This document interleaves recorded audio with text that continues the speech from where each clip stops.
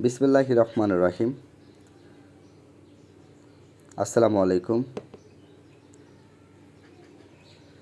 কখনো কখনো মনে হয় আমি কেবল একটা মুখোশ পরে বেঁচে আছি।